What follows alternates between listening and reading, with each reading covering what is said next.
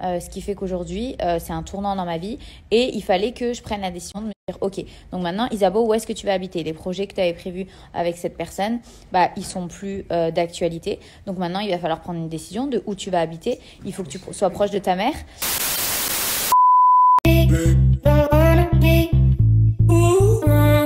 Salut à toutes et à tous, j'espère que vous allez tous très bien et que vous êtes en train de passer une excellente journée. Avant que la vidéo ne commence, on remercie les 5 meilleurs abonnés qui ont commenté en premier la dernière vidéo. Si toi aussi tu souhaites faire partie des 5 meilleurs abonnés de la prochaine vidéo, il suffit d'être abonné, de liker la vidéo et d'être dans les 5 premiers commentaires. Comme vous avez pu le voir dans le titre de la vidéo, aujourd'hui on va principalement parler d'Isabeau. Vous la connaissez tous, il y a quelques semaines en arrière, Isabeau était encore en couple avec Ilan et ils avaient pas mal de projets ensemble. Durant la polémique autour d'Ilan, il y a eu pas mal de tensions entre Ilan et Isabeau. De plus, durant cette même période, Isabeau a appris une terrible nouvelle concernant l'état de santé de sa mère, qui est actuellement atteinte d'une maladie. Il y a plusieurs heures, Isabeau a décidé de se confier sur ses réseaux sociaux et elle a parlé de sa vie actuelle. Elle a parlé de sa brutale rupture avec Ilan, de l'état de santé de sa maman, mais également de son amitié avec Victoria, qui actuellement fait énormément parler. Car pas mal de personnes ne comprennent absolument pas pourquoi Victoria et Isabeau sont amies alors qu'elles sont toutes les deux les ex d'Ilan. Je vous laisse sans plus attendre avec toutes les explications d'Isabeau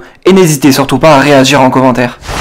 Et qu'est-ce que je voulais vous dire d'autre? Je vais me poser un peu tout à l'heure, vous faire un petit topo parce que vous êtes pas mal à me poser des questions sur ma vie. Je sais qu'en ce moment, j'ai été entre ma maman, les allers-retours à Paris, la recherche de mon appartement, les changements dans ma vie perso. C'est un peu compliqué de prendre tout le temps du temps. Et je pense que ces 2 dernières semaines, pardon, bah, je me suis un peu, entre guillemets, éloignée de vous parce que, voilà, c'est plein de trucs que je pouvais pas forcément vous partager. J'ai pas envie de vous partager de la négativité tout le temps. J'essaye de faire au mieux pour quand même vous garder des choses positives. Donc, c'est vrai que c'est con. Il y a beaucoup de choses qui bougent. Je vais peut-être trouver mon appartement. Enfin, plein de belles choses qui arrivent. Et donc, je vais vous parler un peu de tout ça ce soir. Je vais me poser avec vous. Peut-être sur Snap. Comme ça, ceux qui en ont rien à faire, et bah, ils seront épargnés.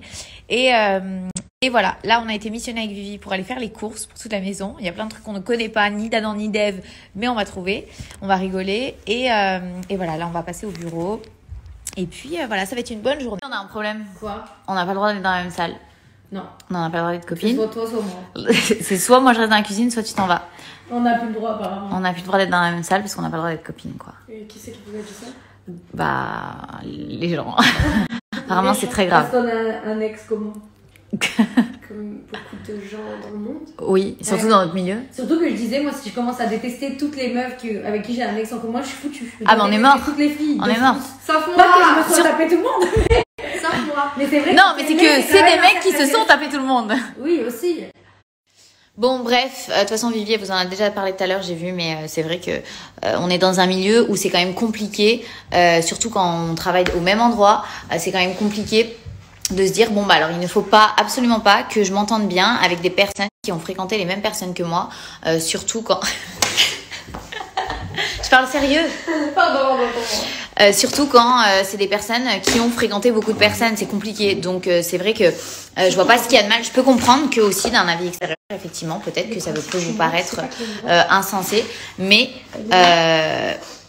je veux dire, nous c'est quelque chose qu'on doit accepter, qu'on n'a pas le choix. Sinon, ça veut dire qu'on n'a pas d'amis, on n'a pas le droit de s'entendre avec des personnes, et que ça veut dire que là, dans la maison, Vivier va être à l'autre bout de la maison, moi à l'autre bout. On calcule pas et ça met une mauvaise ambiance dans la maison alors qu'on s'entend bien au final. C'est une fille qui est très gentille, on rigole, on s'entend très bien, donc on va pas se priver juste pour ça. Et je vois pas en quoi c'est un manque de respect ou en quoi ça ne doit pas plaire. Bref, tout ça pour dire que voilà, je ne vois pas... j'ai pas envie de me priver, je m'entends bien avec Vivi, donc j'ai pas envie de me priver. Ça c'est la première chose. Et la deuxième chose, donc comme je vous ai dit, c'est vrai que ces derniers temps, bah voilà, j'ai beaucoup travaillé et j'ai été un peu moins proche parce qu'en fait, c'est vrai que j'ai eu beaucoup de mal de trouver un juste milieu dans mon temps entre m'occuper de ma maman qui est malade à Nantes, trouver un appartement, prendre la décision déjà de trouver un appartement à Paris parce que c'est vrai que c'est difficile, c'est un changement de vie.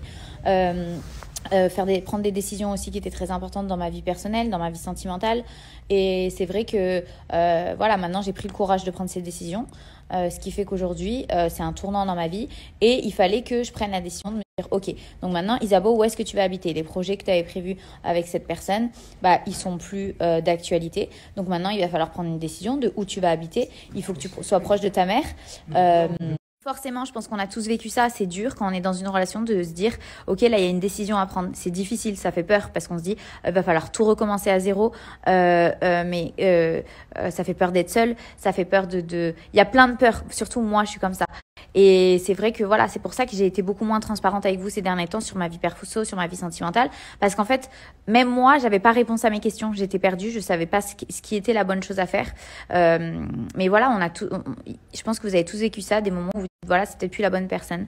C'est peut-être plus ce dont j'ai besoin. Et aujourd'hui, j'ai réussi, en me trottant l'esprit pendant je ne sais combien de temps, avec des choses qui se sont passées, à me dire, voilà, c'est plus la bonne personne, c'est plus ce dont j'ai besoin. Et aujourd'hui, j'ai besoin d'être seule, de me reconcentrer sur les choses prioritaires. Donc, c'est-à-dire m'occuper de ma maman, mais avoir un juste milieu dans mon temps pour pouvoir travailler, pour pouvoir faire ce qui me fait sentir aussi vivante, c'est-à-dire vous créer du contenu, être proche de vous.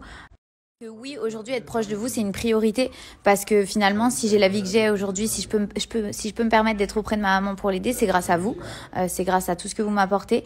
Et c'est vrai que sans vous, ça aurait pas été possible. J'aurais peut-être un travail où je suis au bureau et que du coup, j'aurais pas pu être auprès de ma maman. Donc ça, c'est une priorité. C'est une priorité. Je me dois de vous parler de tout ça parce que je me dois d'être transparente avec vous et je sais que vous, c'est la vie que j'ai choisie et j'en suis très heureuse et j'en suis très fière. Donc voilà, aujourd'hui, j'ai réussi à prendre des décisions et le mieux pour moi, c'est de penser à moi, de penser à mon travail, voilà, encore une fois, même si ça peut faire mal, ça peut faire peur. Aujourd'hui, j'ai entre guillemets plus peur. Voilà, je visite des appartements, j'ai hâte de trouver mon appartement, donc j'ai décidé d'habiter à Paris pour être proche de ma maman, pour pouvoir faire des allers-retours et puis pour pouvoir travailler en même temps.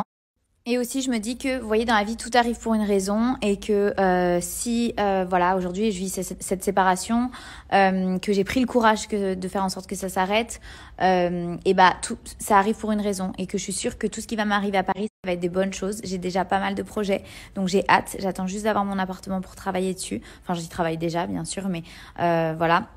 Et surtout un gros projet et j'espère que ça vous plaira. Je pense que ça va être prêt dans 2-3 mois. Et ça, j'en ai tellement hâte.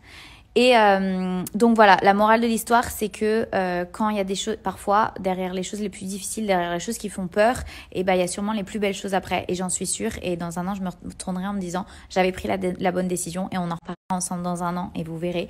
Si ça peut vous aider, certaines personnes qui sont dans des situations où ils n'arrivent pas à prendre des décisions, où ils ont peur, écoutez votre instinct, écoutez votre cœur. Parce qu'aujourd'hui, moi, je suis déjà convaincue que j'ai pris la bonne décision et je me sens mieux, du coup. Vous voyez ce que je veux dire ? Peu importe ce que les gens peuvent vous dire ou ce que les personnes peuvent vous dire, que vous êtes une mauvaise personne de faire ça, que c'est pas bien, que vous faites la mauvaise décision, si vous pensez que c'est la bonne décision et que vous êtes légitime de prendre cette décision, faites-le. Juste faites-le. Écoutez-vous. Première chose, et après j'arrête de vous saouler avec mon monologue. Donc ma chaîne YouTube va arriver vraiment incessamment sous peu. J'hésite entre les deux... Enfin, ma première vidéo, j'hésite entre 2 thèmes. J'ai deux bonnes idées. Je pense que ça va vraiment vous plaire. Donc, ça va vraiment arriver incessamment sous peu. Là, je me concentre juste sur trouver mon appart parce que c'est l'urgence. Mais j'y travaille beaucoup. J'écris toutes mes idées. Et j'ai vraiment hâte de la première vidéo. Ça va vous plaire.